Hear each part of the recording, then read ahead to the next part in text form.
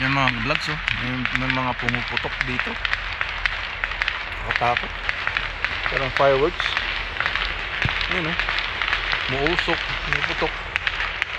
Kasi may ano pa ron, oh. Isa sa mga chemtrade, ilagay ako ng eyeglasses.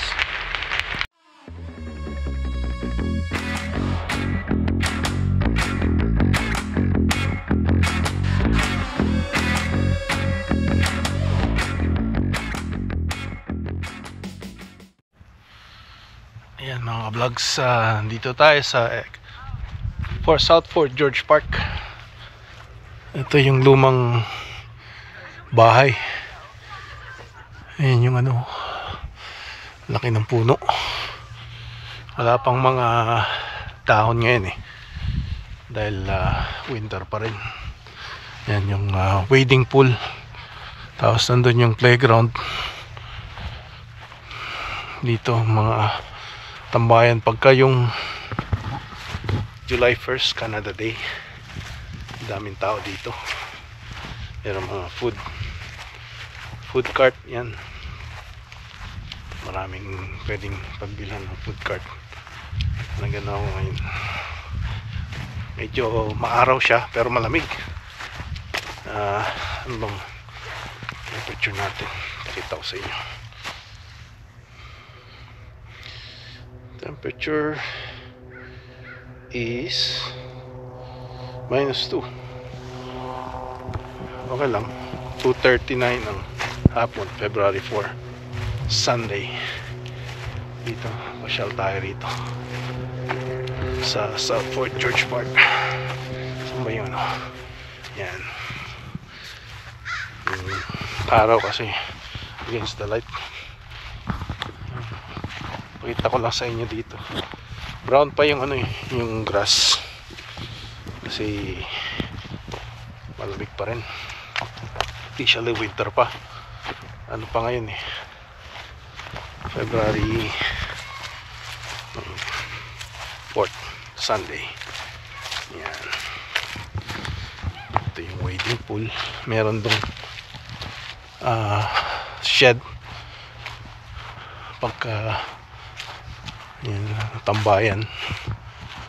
Tapos may playground dun. Pero meron ditong cementerio ng mga sinaunang tao ng First Nations. Dadalan tayo. Bigyan natin sila ng galang. So, saan ba yan dito? Yung mga siya. Itong dating South Fort George, ito yung pinaka main city ng parang downtown ng Prince George ng mga sinauna 1900s. Kasi andito yung yan sa Fraser River yung kanilang port. May sa mga BX yan, ito may cross dito. Ayan, may mga bulaklak doon yan. Pero parang ito yung mga cemetery ng mga First Nation. Hindi na siya ginagamit ngayon pero may mga nagbibigay pa rin ng mga bulaklak doon. Yan. Nung mga natagpuan nung sa Kelowna ba yun yung residential school na maraming children daw yung mga namatay nung pinagkukuha sila sa kanilang mga bahay. Ayan yung kanilang epitaph ba tawag dito. July 15 died 1892, age 65 years. As ayan yung sulat nila, pangalan Quaw, Quaw, 1892 ito 1890 Sophie. Yan. Yes, ito yung parang memorial. Yan dito. Clan Unknown. Yung may mga naglalagay ng mga ano dyan, kandila. 1888 to, Catherine died. Hindi nila, ito ata yung ano, 18. Hindi na nilalagay kung kailan pinanganak eh. Yung died lang. Pero yung age ata nilalagay din nila. Ito walang nakalagay, hindi ka makita. Monique died 1898. Yan. Siguro date of birth yun yung kanilang salita nandun. Ito malaking, medyo malaki to eh, 1893. Yan. Yan yung mga parang baybayin sa atin ata.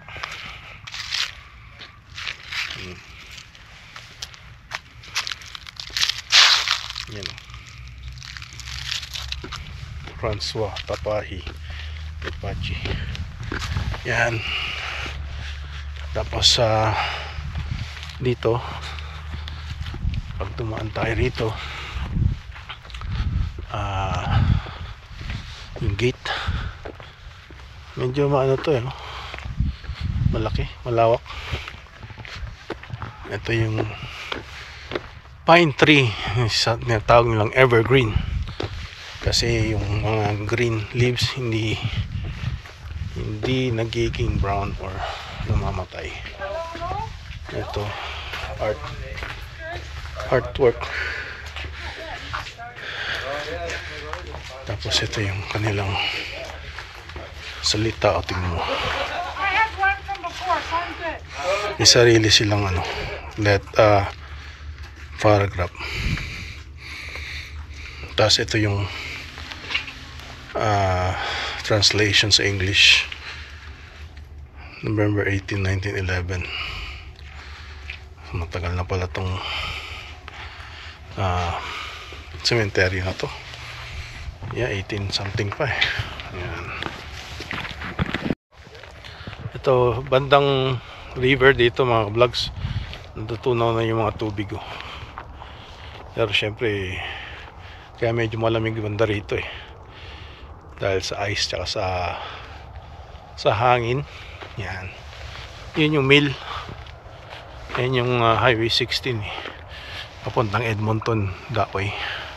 Yan, tapos dito papuntang Prince Rupert kabila. Yan. Ito yung kanilang ano, pathway. May mga nagbabike dito, may trail to eh, mahaba tong trail. Maraming mga bike trail dito sa North BC. Pwede ka ring humiram ng I think humiram kami dati nung summer, kasama ko yung Chinese kong kaibigan nun. Hiram kami ng bisikleta, tapos iwanan mo lang yung license mo, tapos ano na, bibigay sa yung bisikleta. So binalik mo, balik yung license mo rin. Yan. Tree, mga old tree to eh. Siguro mga 1800s pa tinanim yan. Ayan, naputol yung mga tree dito, mga branches oh. Siguro nung malakas yung ano, yung hangin, kaya naputol yan. Tapos dito, dito sa stage, may stage yan eh. You know, vlogs. Diyan nagpe-perform yung mga dancers ng mga iba-ibang pavilion sa iba-ibang countries. Merong representative yung ating Philippines. Kiwanis Ball tawag nila. Yan. Tapos makaupo lang yung mga tao dito sa grass. Tapos banda rito meron ding ano dyan eh, volleyball court, parang sand volleyball. Yan. tignan natin.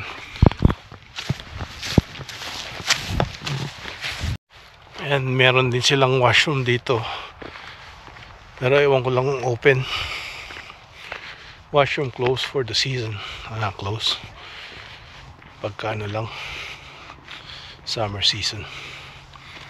Yan, kasi nga naman baka i-vandalize mga homeless. Yan, may nag-iwan dito ng jacket. Saan na ba yung volleyball court dito? Yung volleyball court. Sand.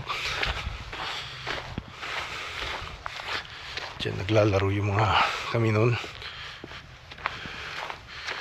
Naglalagay ng city ng net dyan eh.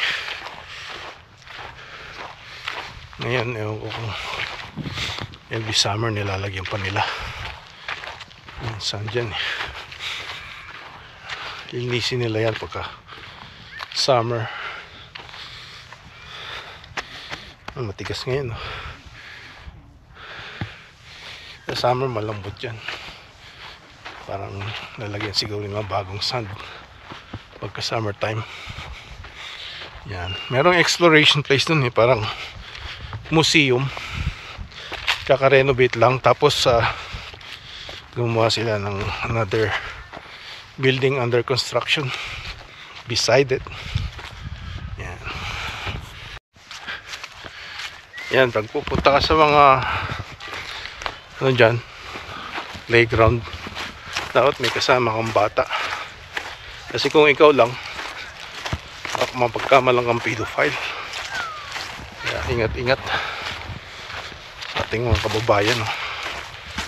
Yan, yung mga puti pa naman, very observant yung mga yan. May kasama kang bata. Lalo na kung may dala kang camera. Ngayon may dala akong camera eh, pero nagdaan lang tayo, hindi tayo magka-camera dun. Very protective sila, protective sa mga anak nila sa pagka may mga camera kang dala. Alam mo na, the age of internet eh, ganun talaga.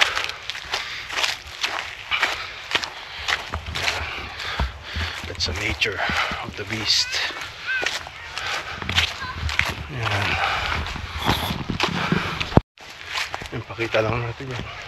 May train, tsaka may car, playground doon, tapos mga slide, yan, tsaka mga hanging bar. Yan. Dito pupunta si Bunso, tsaka si Esme. Kikita-kita nga pag may play dates sa mga kanyang kumari-kumari. Yan. Yan mga vlogs, tinatawag na birch tree, kasi maputi yung kanyang bark, yung branches.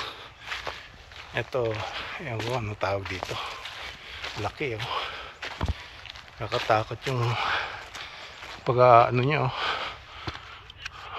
pagka yung